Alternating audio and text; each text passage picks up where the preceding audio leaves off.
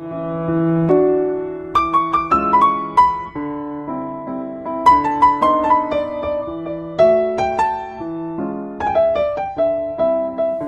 going to throw it open. If you have a question on anything involving anything in the world, I can answer it. Nuclear physics, transportation in the 19th century, trade with China. Do you know anything about the Yankees? Yeah, they won the war. Anyway, okay, so you can, if you don't know it, you can formulate something you want, or you can, we can just begin. Yes. Inconsistency of performing. Inconsistency of performing. Performing at a level of feeling like you just, not that you try to play great, but you're sort of connected to your thoughts and what you were hearing and getting it out. You mean inconsistency as to when you're in the zone, so to speak? Just being in control of. Well, there's a couple issues there. One is you have to learn to play what is within your control. Because what happens is the mind sends messages that, like, you should be playing, it should be more burning, or it should be more modern, or it should be more authentic, traditional, whatever. The mind has always got possible criticisms. And when you try to respond to those criticisms, you actually move out of your comfort zone into a place that you're not familiar with. You see, because that's sort of the ego. The ego wants you, or we'll just use that as the word. The ego wants you to go for things that you haven't practiced and shouldn't be there anyway. So what you have to learn to do is play within it's very hard when you're in school because you're always learning new things.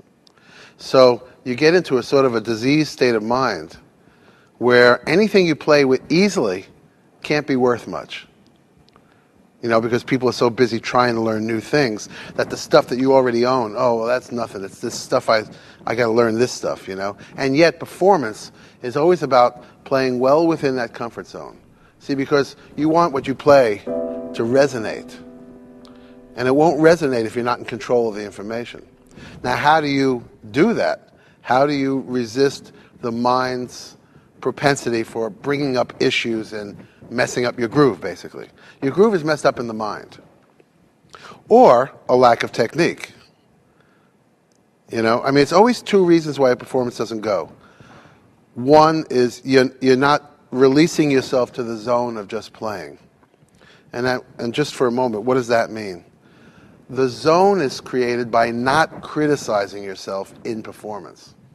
You cannot afford to criticize yourself in performance. That breaks the zone. That breaks the groove. But of course, you may hear notes that you don't like, but don't key in on that. As a matter of fact, in my book, there's an exercise in the second step where you practice a sort of a brainwashing thing. You brainwash yourself to like every sound you make. Not to flinch from any sound you make. That is the closest thing to enlightenment in music. Loving absolutely every sound you make, no matter where it is. See, already you're halfway there. People are intrigued with that because they don't accept themselves on that level. So when they see a musician accepting everything they're doing with love, that's half of the attraction. The music being the other half. And that takes practice. So the first thing you need to do is learn how to touch your instrument without thought. That way you stand a better chance of not thinking on the gig. That's a long process. The first thing that happens is you learn how to touch the instrument and not react. Now that may sound strange, but it's your reaction that gets in the way of the groove. If you go like this, you're already trying to impose yourself on the groove. Here's the groove. There's one note, there's another. See? They all have equal value if you don't judge them. Can you feel that? This is no plan, but whatever I play just feels perfect. Unless I try to, create it, plan it or something, imitate that, then you'll hear it won't groove. Somehow notes will sound wrong when I try to place the notes too carefully. So performance is about not being careful at all. But to not be careful, where's your safety net? Your safety net is in you. In other words, it's not in the fact that the audience will understand because you read a book, Effortless Mastery, and it said that it's okay to make mistakes, so hopefully all the audience read the book. You know, the safety net is never in the world. The safety net resides in you. For example, if you are always worried about having enough money, right? The safety net is not in having enough money. Because if you have enough money, the next thing you'll be worried about is losing that money. Because the mind thinks. That's what the mind does. If you give in to the mind, if you are totally controlled by your mind, then you're always in a firestorm of mental activity. You know? And I guess 25 to 50 years of therapy would do something for that. I'm not an expert on therapy. But I tell you, there's another way where you just focus on something else other than your mind. And when it happens immediately. It happens all at once. And suddenly like, wow, I'm just playing. Because my hands are playing. You know? And that's always exactly the right stuff. In fact, that's the right formula for living. There is a place for thinking, but it's not in performance. Now, just knowing that is not enough. You need to have a practice so that eventually the trigger of playing the instrument, well, I was about to describe the sequence. First, you learn how to touch your instrument without thinking. Or, I don't know if there's a singer here, making a sound without thinking. Making a sound without thinking, is this a jazz sound? Or is this the right sound? Or is it pretty enough? Or, you know what I mean? That the rough thing about school is you're trying to educate yourself, and it's awfully hard not to fall in the hole of always criticizing yourself. Education stimulates criticism, and how to keep learning without falling in a hole of self-criticism so deep that, you know, you can't do anything anymore. You know? And so this is a practice of hearing a sound, not just accepting it, but even aggressively loving it. Now, in the beginning, it's like you have to fake it. Because you hear a sound and you just don't love it. So from not becoming to becoming, you have to fake it. In other words, if I do this, then before I have a chance to think, I go, that's the most beautiful sound I ever heard. Isn't that, you know? In other words, I convince myself. I don't want to wait and do, you know, can you feel what I was doing? Evaluating this sound. No, I want to jam that frequency by, wow. And actually, doesn't it sound beautiful? See, what happens, I thought so anyway. What happens is what you're aiming for happens after you affirm it. If you're waiting for proof that you sound good, then it's like a dog chasing its tail. You never quite get there. So what you do is you affirm that what you're playing is beautiful, and it becomes beautiful. Because as you accept it, it starts to glow with your own acceptance. So I would actually meet that. This is one of the practices. Learning to touch the instrument without thinking, then learning to love every sound that comes out of the instrument. Then you go to gigs, and it's uneven because you can't ignore your attachments to that gig. You know, you want to sound good. You want the rest of the band to like you. You want the club owner to give you the gig again. You want, hopefully, a record producer to like you. You hope there's a critic there and he's writing good things, which he never is there. He occasionally writes good things, but he's never actually there. You know? So these things are attachments, which make it difficult to let go like you were letting go just in these practices. But as you keep practicing, letting go of your thoughts becomes less difficult to do and more natural. Eventually, you set up a program in your mind where to touch your instrument is to let go. When you touch your instrument, you go into a mental balance that you don't even own the rest of the day. That can be programmed. I mean, the good news is that that can be programmed. As you program that, the inconsistencies in your performance will disappear. See, because you're looking for something to happen on the gig, but the mental preparation for that has to happen way off the gig. Do you understand what I'm saying? Does that answer it, or do you have a follow-up question from that? Yeah, that consistency has to be practiced. And it's practiced not by hoping that you're going to play something better, but by loving everything you play. Now that naturally brings up the question, well then how do you get better? because you're going to love everything you play, right? Don't you need to be unsatisfied? You don't need to be unsatisfied in order to be motivated to go beyond that. Because there are two functions in the brain. There's the left brain and the right brain. And I think the left brain is the more intellectual, the side that takes care of business. Practicing is taking care of business. Practicing should not be sitting there for an hour just playing and enjoying yourself. That's playing. Practicing is the study of that which you do not know or that which you haven't gotten control of yet. And that's it. Efficient practicing means only dealing with things that you're not comfortable with yet. Not sitting there and playing for an hour. Why sometimes does a practice session start as a practice session and evolves into just playing? Doesn't that happen often? You start with a specific idea, but in a minute you're just playing. Does that ever happen to you? Does that ever happen to you? Okay, thank you for saying yes. No. She said, I'll say yes. What the hell, the video's running, No, I mean, you start with something specific, and that specific thing gets diluted. You start to cover more stuff as you're practicing, and eventually you just start playing tunes. You just start playing them over and over again. The problem with that is in real time, you can never get to any new stuff. You will not upgrade your language in real time. You've got to take spots, and you've got to upgrade through variation. In other words, if there's 2 or 3 chords in a chord progression you don't play well, you go right to those chords. You don't play the tune over and over again. And in those chords, you don't find one way of playing through them, but perhaps 20 ways, 20 good ways. And you get them under your fingers enough so that key or that scale or those changes start to feel more natural. Now, when are you done practicing those changes? The next time you play the tune and there was no more thought in your mind at that point of the tune than there was any other point, then you're done. See, you practice things until they bear fruit. If I'm working on a spot of a tune, I will play variations on that, the kind of stuff I wish I could play in real time. That's what you do when you practice. You make models of the music you wish you could play.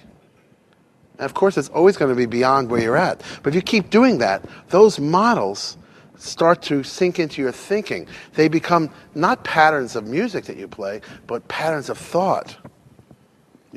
Like learning to play on changes is very tricky, especially for adults, because adults don't have the proper patience that it takes to become natural with something as highly, it's like a new motor skill. As you start as an adult, it's difficult.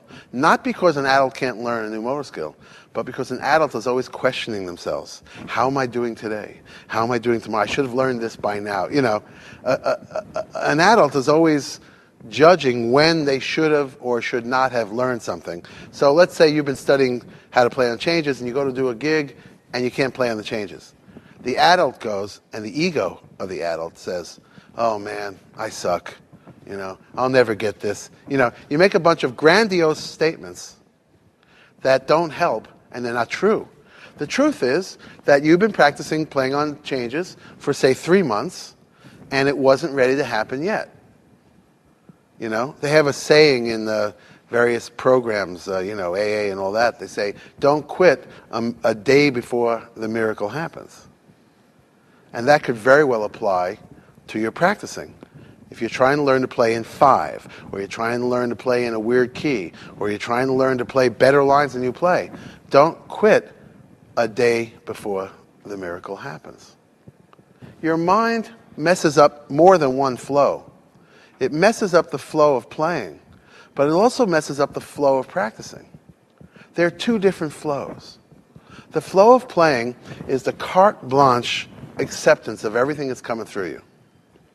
No time to judge, no centurions at the gate, so to speak. There's no time for them to gate check everything that's coming through. You just got to let it come through. And the thing that makes it sound good, this sounds like Harold Hill from Music Man, but I swear it's true. The thing that makes it sound good is your love and acceptance of it. How do you think Monk played these notes? What was that? That's impossible. That's all wrong, or it's corny. And it was the most wonderful thing I ever heard in my life. See, the personal power of the musician makes those notes right. I'm not saying that Monk planned to do this to us. He simply didn't have any discretionary powers when he played. I mean, he didn't block anything he was playing. So if he went,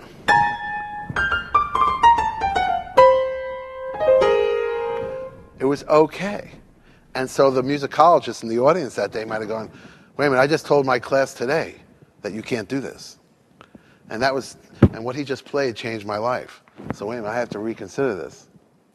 So new theory is made by free souls who play the music, by not having too much respect for the present theory.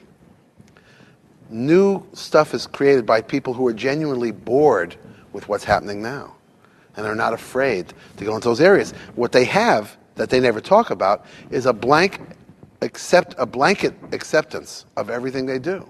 That's how they have the audacity to venture into these other areas.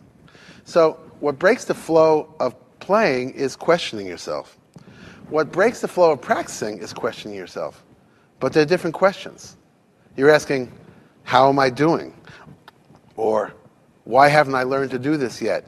Questions that tend to break you down, or just injecting impatience into the process. If you could practice with the detachment and consistency that you say, brush your teeth. Now think about that. Brush your teeth every day, once or twice a day, or if you're a sax player, maybe after every meal, so you don't get it in the mouthpiece. Although they said Bird had sandwiches and beer in his mouthpiece and didn't seem to hang him up, But think about how you brush your teeth. You don't brush your teeth and say, wow, we're really getting somewhere here. I really feel like I'm getting to a new level of white teeth. You don't think of it progressively. You just do it, and you're going to have to do it again. Doesn't matter how it goes. Boy, that was an outstanding toothbrushing session. But you know what? It's not going to change anything. You still got to brush them tonight or the next day, right? If you thought of your practicing like that, you could attain anything you want. It doesn't take talent to upgrade your playing. It takes patience. It really does. We don't give ourselves the generosity. If we don't get it in the time we think we should get it, we think we're not going to get it. And that is the genesis of the negative attitude. I'm not going to get this. All that's happened is you haven't gotten it yet. But you see, the ego takes that and it runs with it. Oh, I can't do this. And in fact, every limitation in our life is from these presumptions that aren't true. Like, I can't swing, I'm Danish. Or I'm a woman. I can't really play. I mean, you may not have ever thought that, but subconsciously, it could hold you back. This is a man's world, this jazz thing. You may never have said it out loud, but you may have thought it and then passed on that thought. These thoughts are limiting, and more importantly, they're totally false. The person that doesn't listen to those thoughts, they go very far. So this propensity for thinking breaks the groove of practicing and breaks the groove of playing. There are two different grooves. The practicing is done from the left brain. In other words, you really take stock when you're practicing. What can I do? What can I do? And that's not as easy as it sounds, right? Again, why? Because of your ego. It hurts you to admit something you can't do. Rather than seeing it as an inventory, which will help you figure out what to practice, you look at it as a weakness or proof that you're not really talented. Or, in other words, you make more of it than it is. So if it hurts you to realize that you don't have very good rhythm, let's just say some people here don't have very good rhythm. The way you gloss over that is by remembering one gig where you had good rhythm. And then because of that gig, when someone asks you, how's your rhythm? You go, my rhythm is fine. It's just that all those other gigs were flukes. That one gig, that's really the way I play. See, that's not actually the best way for you to look at it. unless you have to save yourself emotionally. But if you're not attached, then you can look clearly at what you don't do well and what you do well. And then it's easier to upgrade. You know? But if it hurts you to admit that you're not... I mean, this is how I rate myself. Whatever my worst gig is, that's how I play. Whatever my worst gig... things I did wrong, oh man, I lost the time, but it was, could never happen again. It happened because I had a cold.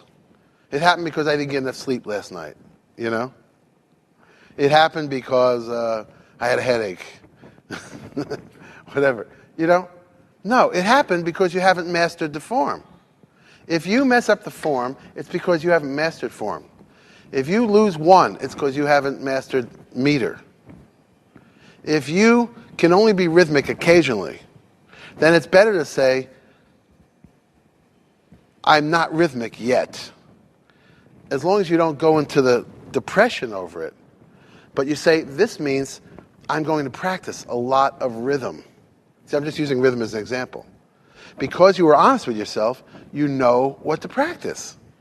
But if it hurts whenever you realize that you can't do something, then what you're going to do is rationalize. You're going to gloss over subjects because you remember hearing yourself play it well once or twice. So you don't think you need to work on that. And you're going to skip on to something else. Those parts of your game that have not been adequately worked, they will plague you for the rest of your life. They never get better just because you get older. For example, if you have bad time, it's not going to get better unless you admit it and you do certain exercises to work on it. If you're not good with changes, then every tune is going to be like an adventure and not the adventure that you were looking for. So there's some institutional or fundamental things that have to be learned for improvisers. Improvisers have to have an easy, if not effortless, relationship with rhythm, with time, with linear manifestations of chord changes. If that all comes easy, then just throw the music in front of the guy or the woman, and they're just going to play it. You can throw tunes by them, and they're just going to blah, blah, blah, blah, blah, blah, as soon as they see it. Because the elements of what go into that have been learned. You see what I mean? There's foundational stuff in order to play a tune. And so when you play a tune with difficulty, there may be something in your foundation that's missing. If you have to be honest with yourself to find out what that is. To be honest with yourself, you have to stop taking it as a measure of how valuable you are. The reason this thing gets to be an emotional thing, music, is because we don't just evaluate our playing, we evaluate ourselves.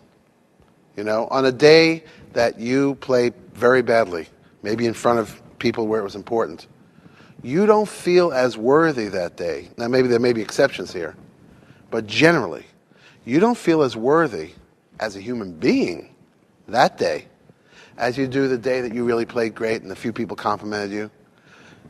Right? Do you find that true? That your self-esteem goes up and down with your playing. Does that happen to everybody here? Does that not happen to anybody? It's okay, I'd like to know. Well, that's an unhealthy linkage. Your value as a human being is not to be tied into how good you play. For two reasons. One, spiritually, it's not true. If you take the broader implication of what a life is, then it's so much more than a solo or how you play an instrument. I mean, that is just taking this broad thing and subjecting it to the most shallowest of definitions. I'm a good player, therefore I am a valuable person. Spiritually, that's wrong. That could be even thought of as a sin. To me, to devalue yourself that much is very ungodly. The second reason is you won't play as well. If you are going to go up and down with how good you play, then it's going to become very important that you never go down. You always have to play good. There's pressure on you to play good. And it's just being put on by you. Because if you don't play good, you're going to feel bad. You know what I mean? Now, is that a bad thing? It is a bad thing because there's a paradox here. A lot of times I start clinics by saying, think about a time that you really needed to sound good because of who was there and what you needed to do, what you wanted to show them, or a jury, you were a jury, Think about that time. How did you play? When everything was, I got to really do well tonight. How did you play? Was that your best performance? Or was it your worst performance, or somewhere in between? Did you not play better when you were just fooling around in the practice room the previous Tuesday? And then you get on this gig and everything feels like you're fighting through a paper bag or something. Did you ever have that experience? And it's just the time when you so wanted to play well. And then when you don't care so much, it all flows. So I adopted a philosophy about 30 years ago of not caring. And it's going well. It's going really well. It doesn't do me any good. If I'm going to play in Carnegie Hall tonight, it doesn't really do me any good to sit there going, wow, I'm playing in Carnegie Hall. That does not help my performance. Therefore, Carnegie Hall, Carnegie Deli, doesn't matter. Doesn't matter. You have to have that sort of attitude in order to be consistent wherever you play.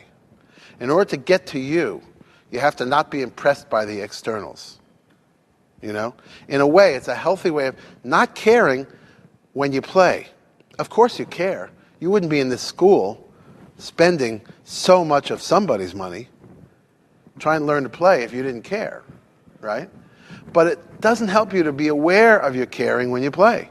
It helps to not care when you play. That gets it flowing. That's another way of getting it flowing. All these things take practice. You could agree with it, but then you can't do it. I get a lot of calls from people who say, I read your book and for 3 months, like you were even saying, I had a great recording session. And I said, well, you have to be concerned whether it lasts. It's not that, the reason it won't last is because when you start to play well, that becomes your new attachment.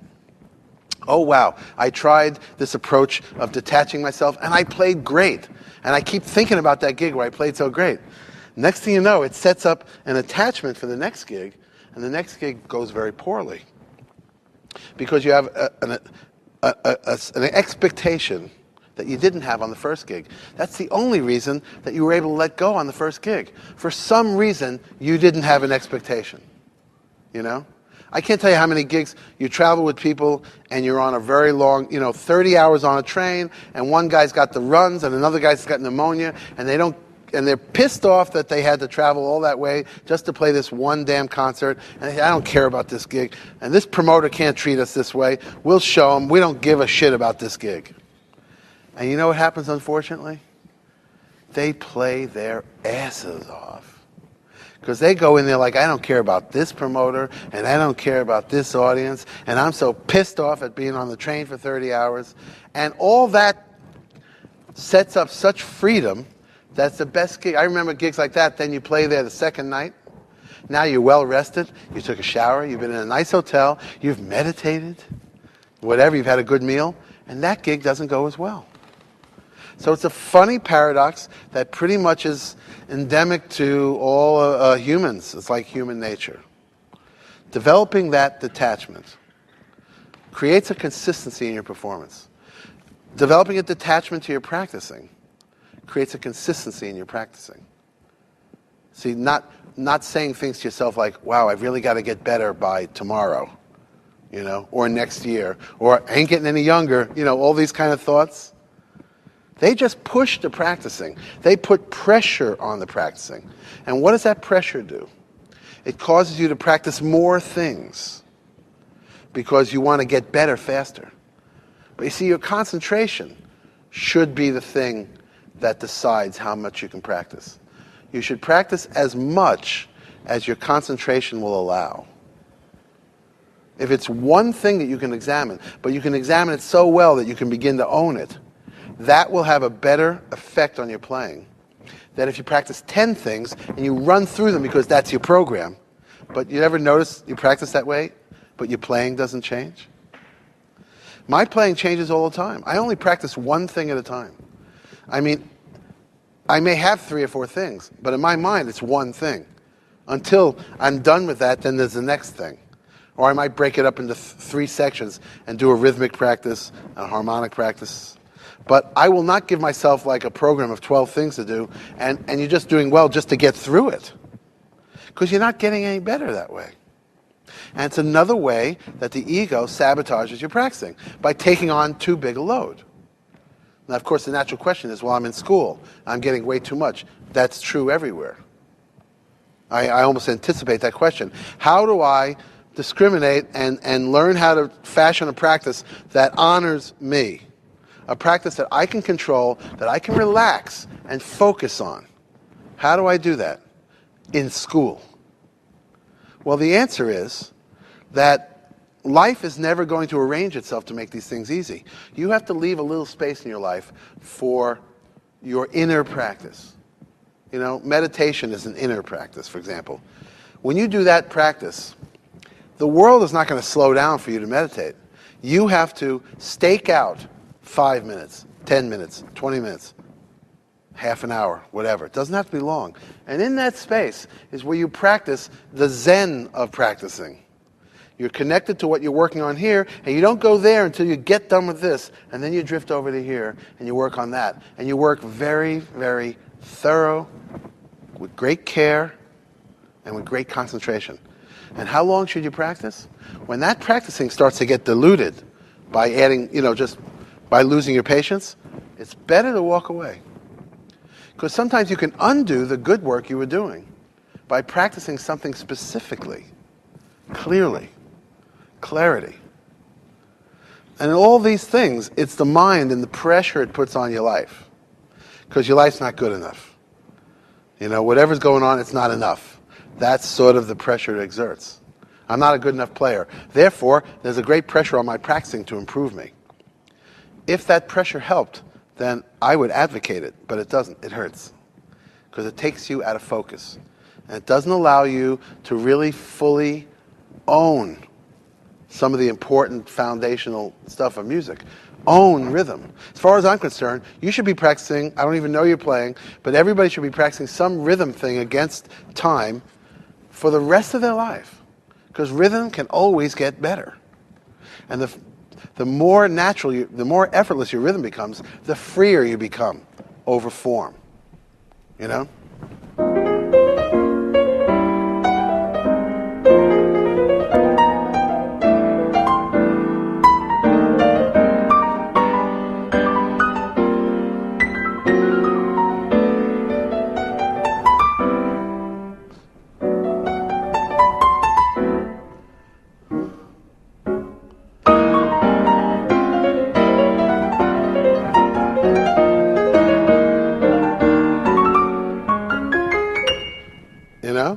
The easier it comes to you, the freer you're going to be. So, that pretty much all came out of your question. Do we have another question that we could work with? Yeah. How much should you balance practicing on specific things and also practicing your performing? Well, to me, I don't find it good to practice performing because sometimes all my best stuff comes out in the practicing of performing, And I have so many stories of where we were rehearsing the day of and it was going so well and we should have stopped because that night it wasn't as easy as it was. I think the question is about how much playing versus how much practicing. And I think there's no formula. Play anytime you feel like you want to play. And as long as you want to your heart's content.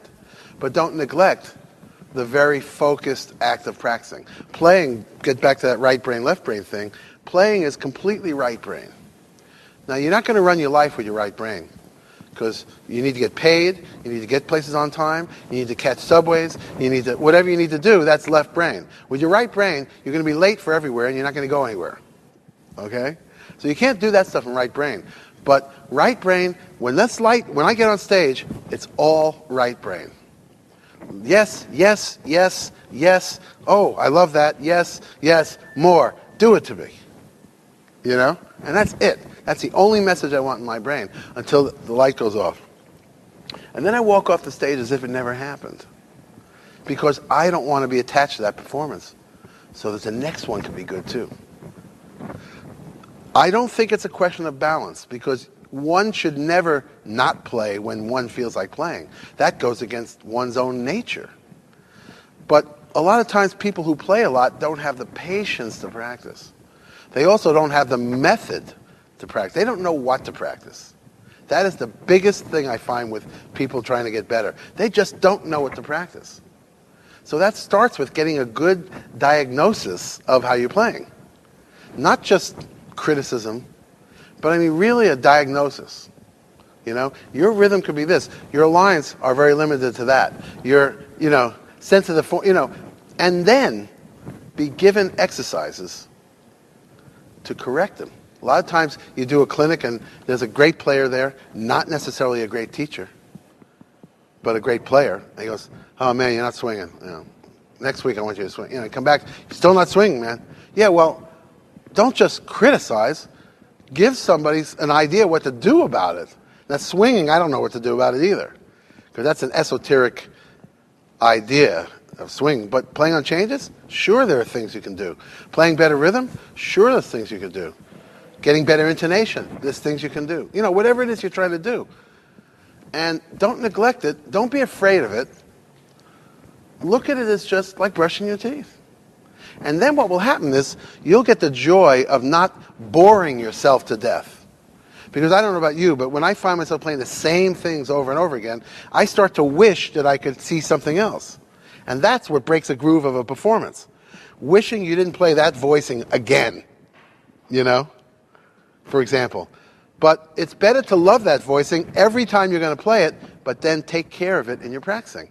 In your practicing, actually investigate another voicing. Then it might just come out. So that's really the answer to that. It's not at all any kind of formula. Just make sure. Actually, it can't just say make sure that you practice consistently, because there's always a pre-step to all this. Make sure that you always play freely and never question yourself. Make sure that you practice absolutely consistently and only focus on things. How do you do that? You need to learn to control your mind. When your mind makes you in a hurry and you're practicing, walk away. Teach your mind. It's like teaching a dog, If the dog says sit and the dog comes out, no, we have a dog that just loves to go out. It's a puppy. He loves to go out so much, it's hard to get him to sit once you open the door. Now that's a drag, because if you're walking in with groceries, boom, this dog runs out, This dog's got to sit, you open the door, and when you say go, you say go. Every time he moves, and I didn't tell him to move, I close the door again. Until he realizes that if he doesn't sit, he's not going to get to go out. Well, I would sort of tell you, the musician in you, the same thing. If I am going to be anxious and self-pressuring and self-defeating, I will walk away. Until you see how, I'm looking at you right now, and I see great balance in you right at this moment. And the reason is because you're listening to what I'm saying. I don't mean because of what I'm saying. I mean, you're not thinking about yourself. Whenever you are, that's why television is so attractive. You sit there. What is it? It's a vacation from thinking about yourself. I mean, it's nothing of any value there, but, all the political discourse on the radio and television, nobody gives a shit about that. They just don't want silence. So they think that they're politically concerned, but they're not. They just can't handle silence. It's a lack of being able to control your mind, tame your mind. But when you're interested in something else, you're balanced, because balance is when you get out of the way. So when you're listening to me, you're not thinking about yourself, you're in perfect balance. Just the way you were feeling, that's the way you approach your instrument, and you practice from there. And when that's broken, you walk away. And what happens is the length of time that you can stay that focused grows. See, if you let that practice morph into just, I just got to play, then it gets fuzzy. What happens is it's a dilution of this perfect focus you had. But if you stop as soon as you lose the focus and you walk away, now that you've made markings at what the length of time you can focus is, that length begins to grow. Because you don't just dissolve it into broad general stuff that doesn't make you play better. So it's like an assembly line. You work on things and you're practicing, and you work on them until you hear them and you're playing. And you're not looking for them. Everything I practice, I never, ever care if I ever hear it in my playing or not. And when it starts to come out, I know that I've been getting somewhere with what I'm practicing. You see what I mean? The playing, if you got it set up right, the playing gives you an idea of how far along you are in a particular study. If you want to, I always use time signatures because it's a very stark example. If you want to be able to play freely in 5, you practice models of ideas in 5. You don't just play, because all that is an inferior way of playing 5. It's playing 5 that counts it out for you. That was okay when American musicians first started to play 5, but that's not going to go anywhere. So you practice the way you wish you could play in 5. How long should you do it? Until somebody calls something in 5, and you feel as free as you did in 4. Each practice is like a journey. Each thing you decide to practice, be prepared to stay with it. Think well of what it is you're going to work on next. And try to make it the thing that your playing is missing most often. In other words, don't think about playing in 5 when you're not yet making sense in 4. Because 4 is the dominant time signature of Western music. And you can be employed. You could play great in 5 and not play good in 4, and you're not going to play anywhere. Whereas you could play great in 4 and not be able to play 5 at all, and you're going to play everywhere. So to jump to 5, this is just another gross example to give you an idea. Taking things out of sequence will also sabotage your playing. If you're working on 5 and you really haven't achieved anything in 4 yet, then the best you'll get in 5 is the level that you achieved in 4. Do you understand what I just said? You got to create a standard in yourself. So you stay with something until it gets to a very high level of ease. And then every new thing, you compare it to that. Like here. That was very easy. Now you play giant steps in 13, which I'm not about to do. Is it as easy as this? When it is, you can make a career just going around the world playing giant steps in 13. Because people will be amazed at how natural it feels. That's my whole setup. I keep working on increasingly complex things, but they don't come out of the oven until they just spill out of me. That's why people could say, wow, I don't know what that form was, but it all felt so natural. Because I don't reach for something that I don't have yet. That's like the dog with the fable, the dog with the bone in its mouth, and he looks in the water and he sees the dog with a bone in his mouth, and he drops his bone and jumps in the water. I don't drop something to chase after nothing, which makes me lose my balance. You see what I mean? But I work on creating more somethings in my practicing. Another question? Anybody? Yes? What's a song? What's a song? Yeah.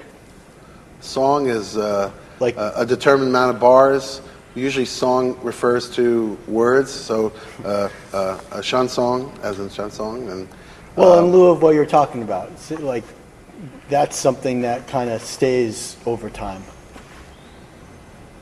Like, do you access a song, or does the song access you to play it, or? You access a song first. And then as you familiarize yourself with it, you and the song become one.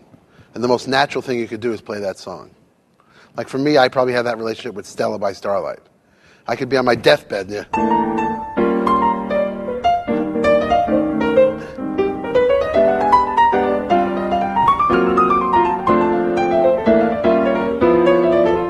Now, the reason I'm playing that so well is because that key is comfortable. Most of those chords are comfortable.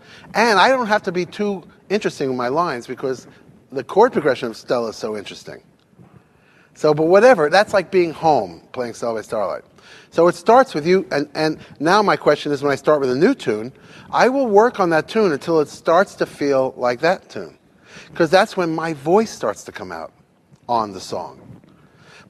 Your voice won't come out on material you're not familiar with. So for example, here's a very good strategy. If you're going to do your recording, your CD, and everybody will, not that the world needs it, but you will anyway, There's already too many damn CDs in the world, but at some point you're going to want to do a CD. It's going to be some kind of validation of all this money that was spent. Okay? Now, it would be a mistake to record the things you're working on. Record the things you know. See, because we don't want to know what you're working on. We want to be enlightened. We want to be, enlivened. We want to be charmed. We want to be lifted up. Once you get out of school, that's it for projects that, playing things that you don't have control of. You better go out there and have total control. It's funny, when I think of a singer, I think of one of the most compelling, amazing performances I ever witnessed I only saw Carmen McRae one time. But it must have been like what it was like to see John Coltrane. Because, it was such presence that as soon as she got up on stage, you were already like... this woman was so in her body and so in the moment and in such control of the material she was about to do that her presence was a concert. These are the higher goals of concerts. Not to show people what you can do or what you're working on.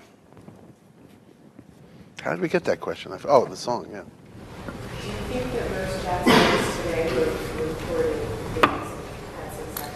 Or even in the past, do you think they understand why music is successful? Or they understand? I think the people that are successful, meaning people tune into their music, Yeah, or music is played well. yeah.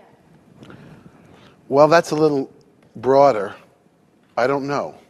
Or just that. I would say that everybody that you would say the music, they're successful because of the way the music comes out. Another way of saying is that they are in complete control of the material they're playing. That maybe their music was a different branch that needed to be explored.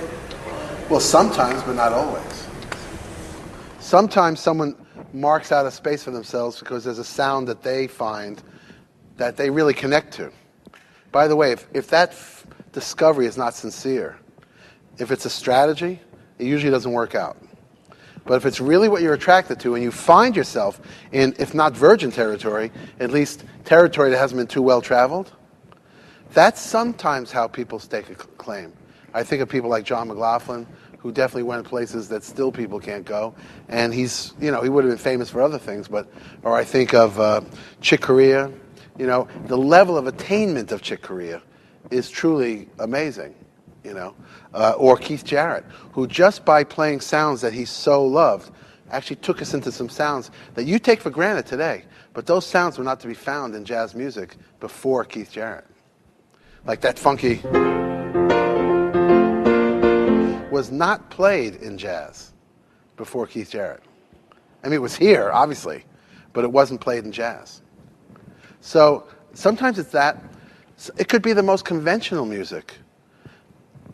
There's a lot of ways of getting over, and there's a lot of ways of being successful.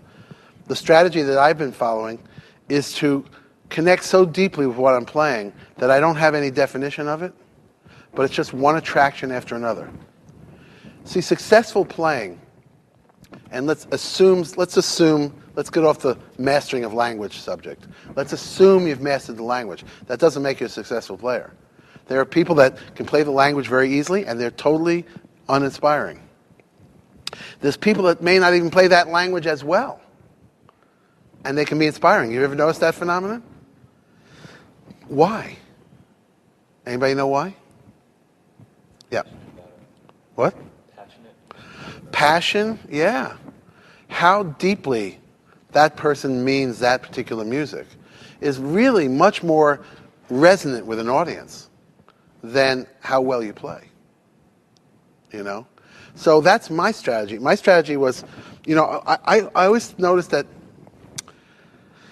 like Brazilian percussionists were thought of as such, high free spirits, and percussion, like people from like different ethnicities, and that a guy from Brooklyn or from Long Island shouldn't expect of himself the poetry of life that, say, someone from the rainforest, And then I realized everybody's got everything inside them. You just have to develop it. I became special in my own way for being from Long Island. What I had to do is continually go deeper and deeper into what that is. goes so deep that as soon as I start to play, I start to go into a trance from what I'm playing. And by learning to do that, I have joined the other spirits who I've seen, who I normally wouldn't have thought felt part of. Because the secret of these spirits is how deeply they love what they're doing. That's a strategy. Another strategy is to adopt a music that can be universally popular with much less. But then that's like the stock market. If you get lucky, Does that answer your question? Because I think it was something else. Yeah. It does answer it? Well, also, if all musicians with the high level of attainment, you're speaking of, like... Technically, oh, not even technically, but just, or musically. Well, you mean rhythm, harmony, and melody? Or you mean high level of attainment in terms of the wisdom of what they play? Well, you said Carmen McRae has the presence, and that she... That's a high attainment of human terms. Okay, that, and that's what graces the music. Yeah, like you're talking about Chick Corea, Keith Jarrett. Yeah. But they both sound different, like phrasing, they sound different. Absolutely. How do you feel about phrasing and improvisation? Well, you see, there's no one standard for phrasing. But the phrasings that sound right are the phrasings that are natural extensions of people who play and go on automatic pilot. They go in the zone. They go, as I said in the book, in the space. These are the phrases that... There's no one universal language that will come out if you go into space, and now everybody will sound like that. Do you feel like people's phrasings are different because they're different individuals? Even Yeah, if they're all fully really well great things. Yes. For example, it is clear that Chick Corea played Latin music. It's not so clear that Keith Jarrett played Latin music.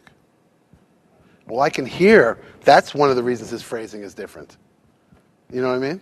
So influences, on a tangible level, influences will affect your phrasing. For example, if you grew up listening to pop music, you started playing jazz at 19. If you ignored the pop music, you would be not playing to your strength. You'd be trying to be somebody else, and so you would be weaker for it. So a real phrase, it's not, again, it's like your question about what's the balance of practicing and playing. There is none. The difference in phrasing is difference in people's anatomy, how big the hands are or how much breath control they have, in their upbringing, their emotional makeup. If somebody is angry, then they should play angry, because otherwise they're avoiding their own strength. Your strength is in what's really happening with you, not who you'd like to be. Although you can certainly practice upgrading things about yourself. But basically, if you ignore the things that you are presently about, that's your playing lacks strength and attraction. Because we're attracted to people who are not afraid to be who they are. Does that answer that? Okay. Another question? I have a question, but I don't know how to phrase it. Okay. Like while you're practicing, as an individual is practicing, and the day-to-day things are going on. So you're sitting there and you're practicing your scales or whatever. And then you start thinking about, I got to do the dishes, I got to call the phone company, or, just how do you manage the day-to-day things during practice, like the scenes come up? You have to learn to manage your mind. Maybe not we all.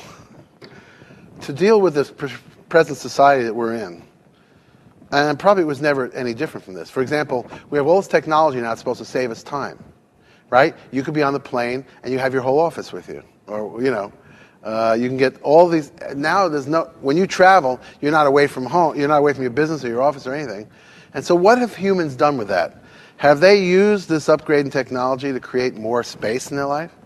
No, they used it to get busier. This is what human beings do. They clutter their life. First with thoughts, then with what the thoughts are saying. So you see what you just said, I got to pay the phone bill, I got to do this. Those were first and foremost thoughts. And how does that mess you up? It's true you have to pay the phone bill, but do you have to think about paying the phone bill if you're about to practice? No. That means subdividing what you're doing at what moment. And that takes mental control. So when a person needs to get organized in their life, I always recommend that they start by trying to learn how to organize their thinking. Because you could practice while the coffee's perking. But if a thought you have is that, well, it doesn't do any good unless I practice for at least an hour. Well, if you have that thought, then you're going to miss all these 5 and 10-minute opportunities. I mean, we waste more time. If we borrow 10 minutes from the time we waste, we'll be practicing. All you have to do is not have too much of an agenda in your practicing. Otherwise, you're always waiting for an opportunity to begin in the day. The second thing is, if you could pay that bill at 3 o'clock, you can pay that bill at 4 o'clock. So you say, for this 20 minutes, and it's always good to sort of reverse psychology. If you say, I'm going to practice for 2 hours, you don't practice at all, because you're waiting for 2 hours to come up. If you say, I'm going to practice for 5 minutes, you'll practice a lot.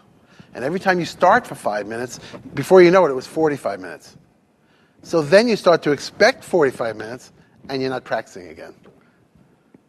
This is part of what we do, reverse psychology. So if you start saying, there are many 5-minute opportunities in my life, let me focus what I'm going to practice so much that in 5 minutes I can go to something and start working on it. For one thing, it'll feel good, because you'll finally start to feel that you're not a hostage to the external events in your life. Like and I mean, you're not alone. I mean, we all empower the environment to affect us, and it always will. But how much it affects us is up to how we train ourselves. So if I say, I'll have a student that say, well, I didn't practice last week, I lost my girlfriend, or my mother died. I say, well, then you forgot what we talked about. Instead of not practicing at all, why didn't you practice 5 minutes? 5 minutes is always your way in. So if you say, I'm too emotionally upset to practice these days, instead of not practicing, practice 5 minutes. And you will be amazed and pleased with yourself that now these things that come up are not blocking something you got going, something you got started. You have to really come up with strategies. Slip it in there and slip it in there. And every time you do it, that 5 minutes usually is 10 or 15. And so you are functioning even in the face of resistance in the form of the world. That's how you do it. So it's easy for me to say to you, don't think about paying the bills when you're practicing, but how are you going to do it? It comes down to some mind control. There are many modes of study for mind control. There's meditation, there's running, there's mountain climbing, there's Zen, there's Est, there's Scientology. I mean, all these things wouldn't have any attraction if people weren't personally conducting their lives with more power. So it doesn't matter, but what a musician does too often is underestimate how their mind is screwing everything up. They say, well, if I just play good, that'll all take care of it, But if we realize how many ways you're sabotaging yourself every day, all of us, then you realize you're trying to walk uphill, and like, is it Prometheus? No, he was tied to the rock. Who's the guy that always had to push the boulder up the hill? One of those guys. We'll get the information for the next video. It's a Greek character, a god. He's always pushing this thing up. That's the way we lead our lives. And this bundle is a bundle of thoughts.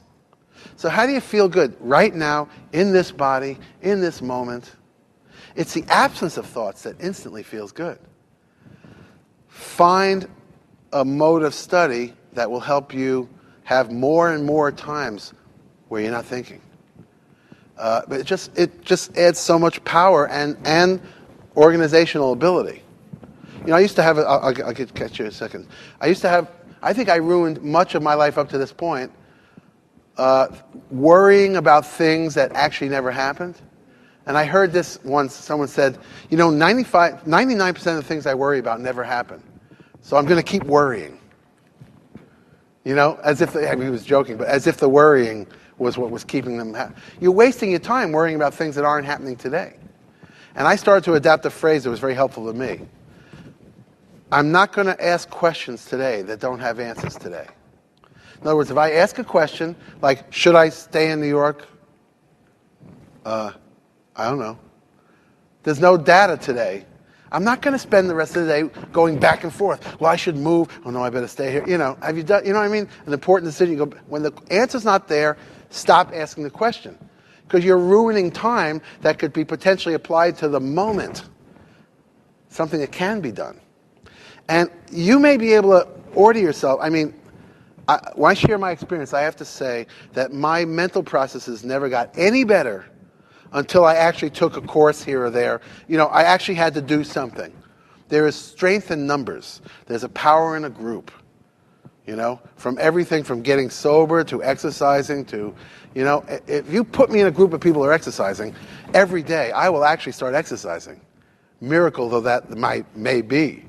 Because I'm susceptible to a group. I'm spending time with a group, and that's what everybody in the group is doing. So if everybody in the group is learning how to master their mind, I'm spending at least an hour a week on that study. And musicians would do well to add that to their work, because it will maybe facilitate the rest of what you're doing. Yeah, you got a question? Sure. It was kind of an afterthought, but a lot of what you've been talking about is sort of setting the table to release this kind of stored up knowledge, thought process, whatever you want to call it. Do you think that this is a process, or do you think that this transformation of consciousness can happen instantaneously? That's a great question. A very important question. Because the answer is both. It is a process. And yes, it can happen instantaneously. So how is that possible? I'll explain. It does happen instantaneously. When you change consciousness, it's like, whoa! But it doesn't stay. You can't hold it. Let's say you experience complete freedom in your playing. But for how long? Before you start getting bound up again. So the process, we all have an epiphany or a peak experience where I bet everybody here has had an experience where, for whatever reason, they broke through and it was the best playing they ever did, the best singing they ever did, and they felt like they weren't even doing it. Because that's what that experience feels like, by the way. You feel like someone's doing it for you, But it hasn't happened again. Or it hadn't happened often, and it can't happen when you choose to make it happen. So, the answer is, breaking into that consciousness can be instantaneous. Learning to hold it, to be able to choose to go into it, like when the performance is important, I say, I'm going to go into that space and I'm going to let myself be a vehicle for this sound, and it's going to pour through me. To be able to say with certainty, I can do this whenever I want to. In other words, be able to establish yourself in this very pristine space.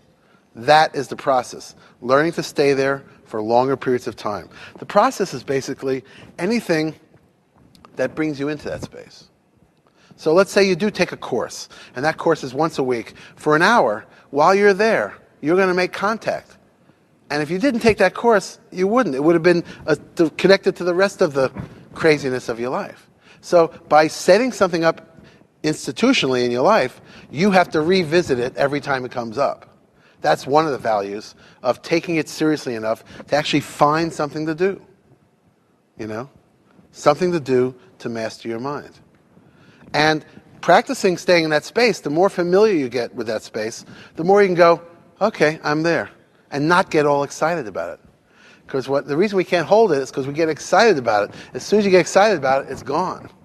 You go, wow, I'm really swinging. Uh-oh, where'd it go? Almost as soon as you acknowledge how good you're playing, you ever notice that? It starts to tank on you. So the practice is in not really noticing. I don't really notice how I sound. I notice how it feels. For example, from not judging myself emotionally, I have connected with the world of sensuality. What it feels like to play the instrument. The greatest singers are reveling in the sensuality of how their throat makes sound. They're actually enjoying the feeling of the notes coming out. Now, if you're trying to educate, become a more, a musician's singer, like they like to say, which I really say it could happen, but don't aim for it, because you're aiming for something. The musicians are never going to give it up anyway. And then the people don't get you, because you abandoned something for nothing. You abandoned the emotion of the words, you abandoned the bittersweetness of the melody, and you abandoned the sensuality of what it feels like to make sound in order to try to scat sing. Now, if you can, what's that? Or yeah, or like that, you know. But sound like. Just to say sound like. Once you try to sound like, you're already away from the natural act. See, this is above all. It's like I'm pushing buttons.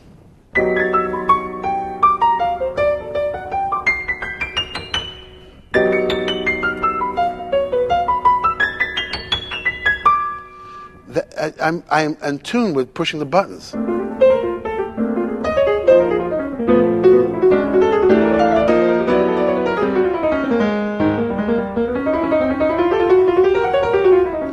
know what I mean? I'm just feeling that. I'm feeling it sensationally. So when you get past the world of thinking, you fall into the world of feeling. And then you jump right back into the world of thinking because you say, this is not me. I'm not comfortable. If you're a person that thinks too much, if you have a moment where you're not thinking, you're going to get so excited that you're going to start thinking again. So the practice is in learning to stay there longer and longer until this is who you are.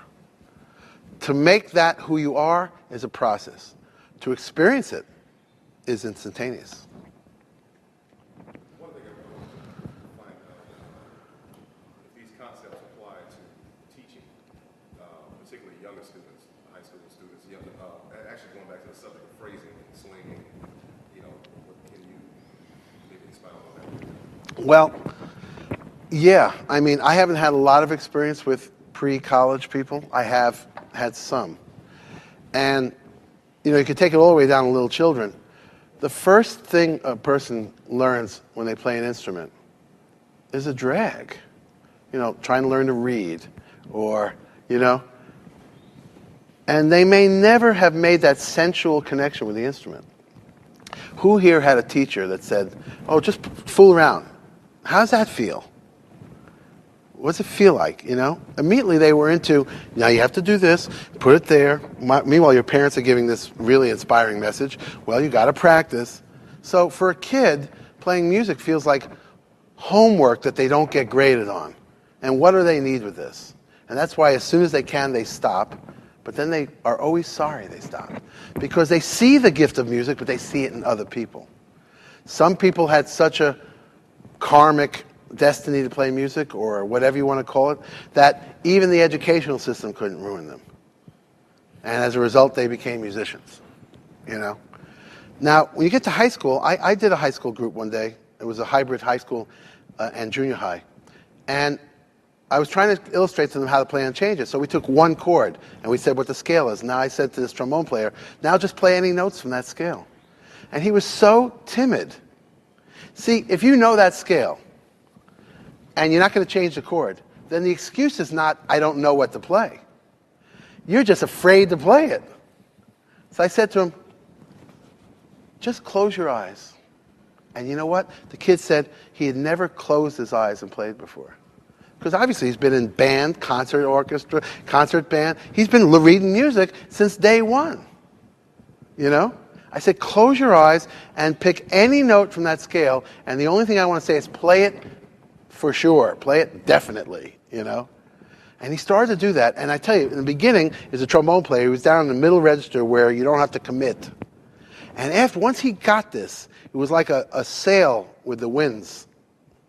He started playing the upper register and all this stuff on that scale. And then I told the other people, I was just playing a vamp on the one chord. Support him with this lick. Then now support him with that lick. So they went da-da-da, da-da, whatever, And it was a support, but because they were thinking we're supporting him, they just naturally took a dynamic underneath what he was doing. And he felt them supporting him. And when he opened his eyes, he said it was the greatest experience he'd had in his life. So here are the kids in high school already, and he never really had the real experience of music. So I think it's important, and I don't know exactly, there's no patented method to do this, to establish the joy of playing first.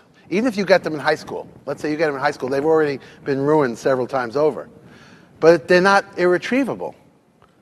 in every way, show them the joy of being able to do this and listening to it, you know?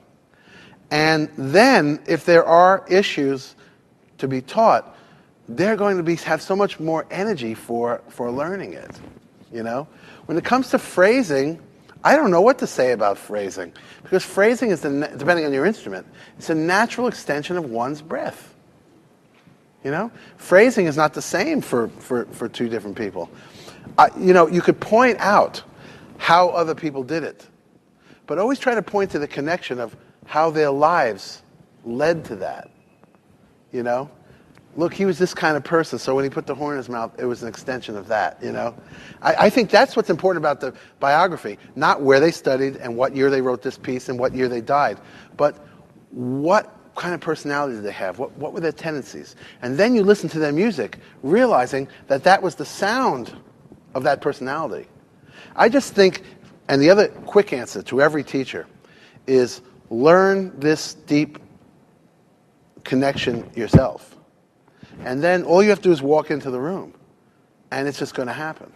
If you embody that liberation, music is a liberating factor. I mean, it's a liberating thing. The reason we don't think it is because you have to learn forms in order to be liberated. It's like yoga. Yoga, you do these twisting things, but the idea is to create a liberation. While you're in the most pretzel-like shape, you're actually breathing. And you're actually more comfortable, if you're a master at yoga, that person that looks like they just stuck their big toe in their ear, that person is more comfortable than the guy lying on the couch. Liberation through form is such a great attainment that it's the greatest feeling of liberation. I once heard a Rebbe, a Hasidic rabbi, say the problem with the 60s was everybody wanted freedom from, not freedom to. That's beautiful. That says it all, you know. In other words, people, you know, dropped out to be free. And, well, I don't have to do that. My parents did that, but that's square, you know. And so what they did was they dropped out from everything. And what they found there was decadence and boredom. You want to be free by mastering the form and learning that on that level, you can do no wrong. Every instinct you have is right there in that form. That kind of freedom, is that important? It's a game. Human beings are here. We're here. We got to do something. I mean, a person doesn't have to do it, but we have this ability to master ideas and forms and then transcend them. It's a great way to spend a life. It's a lot better than just flipping through TV Guide. You know? Now, somehow you communicate that by that's what you embody. I could teach, I do feel I could teach any class, and within a short time, they would share my excitement for the subject. And I think it's important to get them on board that way. More important than teaching them anything. Because what's the point of teaching somebody something about phrasing when basically they've never experienced why they're even playing? That's the biggest question. Why are you playing? You know, there was a part in my book, Why Do We Play? You know, it starts with an attraction. You hit a note and you went, wow, that is amazing, you know. But after a while, it gets to be about all these sort of lesser things, like, well, I started, I can't stop now, I got to be a success, or he plays next door, and I, you know. But ultimately, getting back, I try to get back to that wonder like the first time, every time. And I just get engrossed in something, and I say, it's better than anything else I do. So I mean, I guess I would work on them seeing first. You know, have that vision of what music really is. So I guess my class would be purely philosophic until I felt like they caught the bug. Listening? Yeah. Yeah, no, I mean, yeah, but some may still not get it. Maybe it's what you explain. I had a teacher, I never liked opera, but in junior high school I had a teacher who loved opera. And he put this one opera, I can still remember all the arias, Il Trovatore. In fact, the only opera I can remember the name to. Because this guy put the record on, and he acted all the parts, and like that. He was so into it that we were enthralled. And then we went to see Il Trovatore.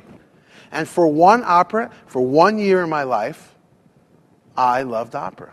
See, seeing it through the eyes of someone who loved opera. So I guess, let your love of the music yourself just shine through.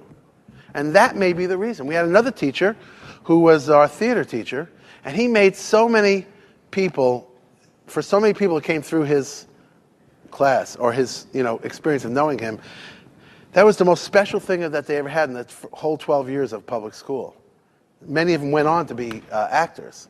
It was the charisma of this guy. What is the charisma made of? It's made of his genuine love for theater. I think that's the easiest way for students to piggyback on a teacher. Say, hey, look, I already know how beautiful this is. Get on my back, and I'll show you.